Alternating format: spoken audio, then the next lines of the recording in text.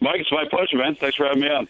No problem. And, the story within the story there, that's kind of neat. No matter where your son would go to, and if he gets his name called, every proud papa wants to hear that. But I guess it had to be even more of a honor to hear it called by the team that you call games for.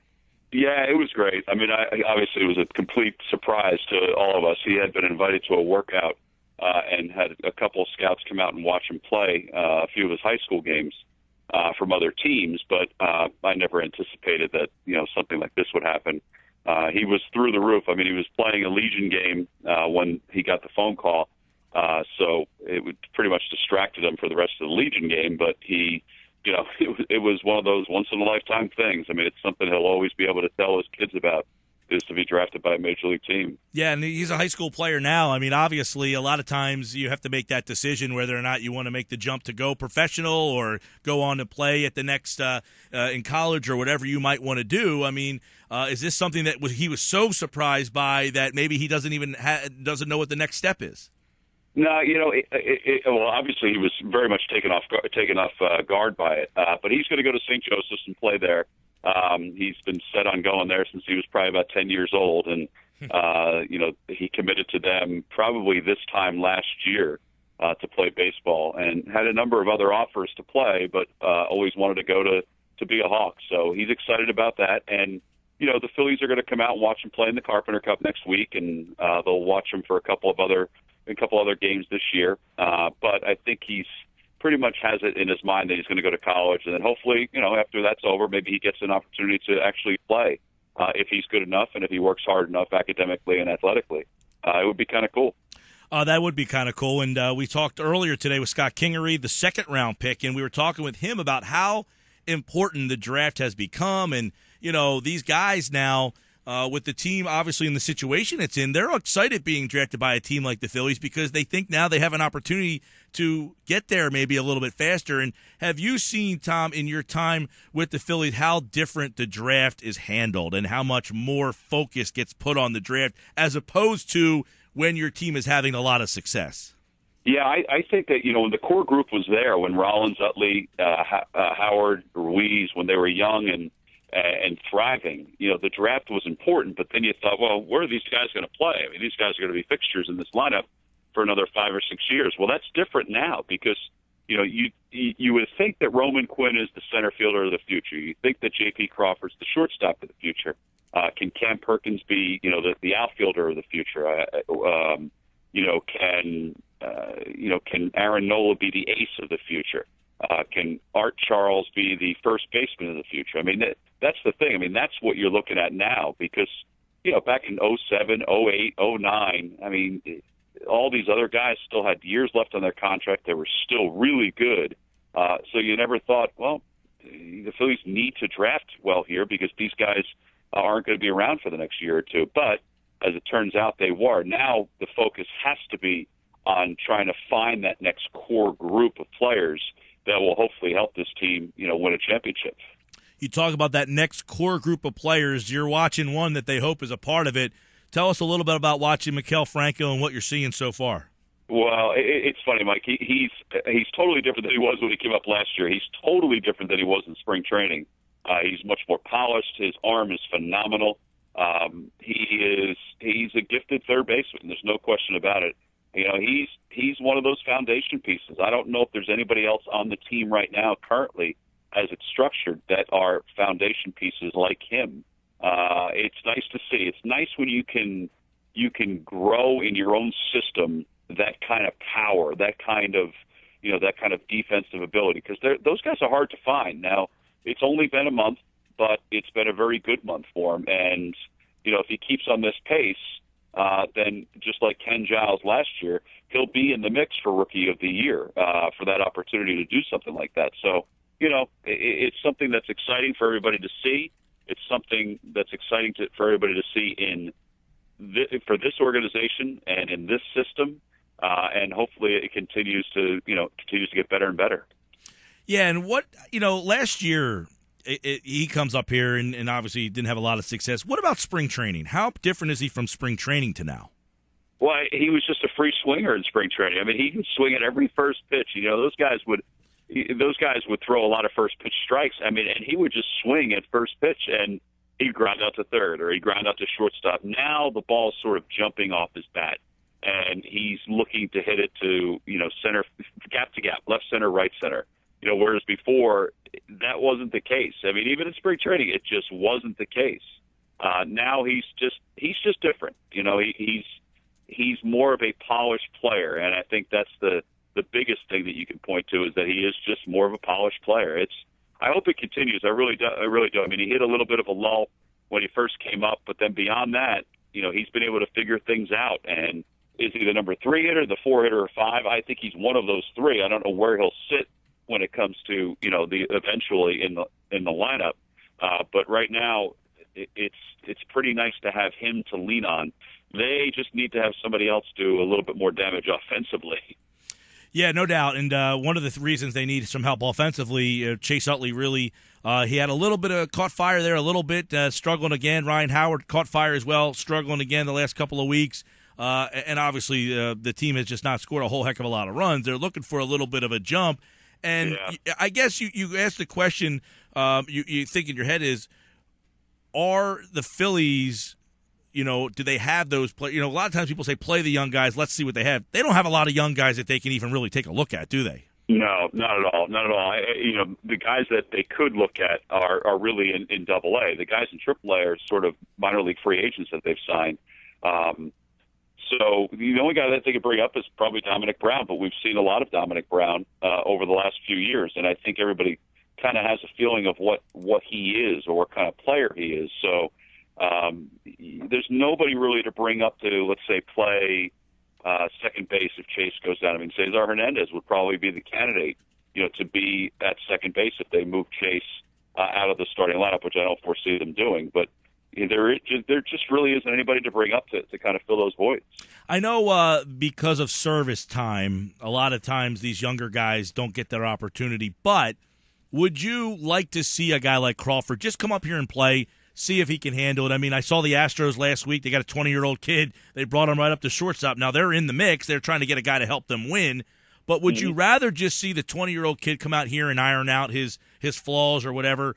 I know service time gets in the way, but in a perfect world, would you rather have him out here playing every day? No, not right now. I mean, I will eventually, but not right now. I still think he has to prove some things at Double-A. He's off to a great start, but I just think he has to prove some things in Double-A because you can make the jump from Double-A to the majors just like Correa did. Basically, I mean, he went up to Triple-A for a little bit, but he's basically making the jump from Double-A to the majors. I just think you need to show yourself a little bit in Double-A before anybody even thinks about putting you up in the major leagues. Now, Crawford could do that in the next 2 or 3 months, and then you say, all right, we're going into spring training. He's going to be invited to spring training. Let's see what he does. But I do think you have to give him at least a little bit more time in Double-A because this game is so humbling that if he comes up and gets off to such a slow start, and can't rectify it, then they're going to send him back down anyway.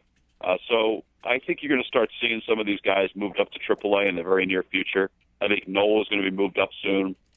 Whether some of the other pitchers follow him, I think it depends on how consistent they are. If a Jesse Biddle can throw the way through yesterday, then maybe he gets brought up. If Lively can throw as well as he has done it sometimes, maybe he gets brought up. But I just think they have to show themselves a little bit more in Double-A. Yeah, and, I think a lot of the fans, when you see a team that's struggling, they want to see some new blood out there, and Nola's another guy. I know he didn't get a big chance to see him at spring training. He wasn't with the team all the time, but how much or how little or what do you know about Nola that is impressive? Well, I think that the biggest thing is he throws strikes down in the zone, and his ball has constant movement, and that's a huge thing when you throw because he tops off at 94, Mike, so he doesn't throw that consistently, but he's 92, 93, and if you're going to be that way, then it's got to be movement, it's got to be placement. And everybody that I've talked to said that he is just a strike thrower. He has no fear out there, so he's going to challenge the hitters as well. There are a lot of scouts who say that he could easily pitch in this rotation right now, which he probably could, since the rotation has struggled somewhat. But I think once he gets up to AAA, if he has success there, I think that there's a pretty good chance he comes up, well before the season comes to a close.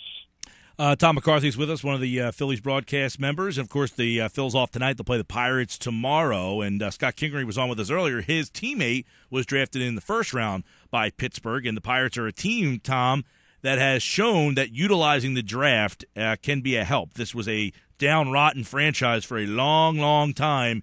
Them, Kansas City, Houston, Washington are all examples of how the draft can certainly turn things around for you.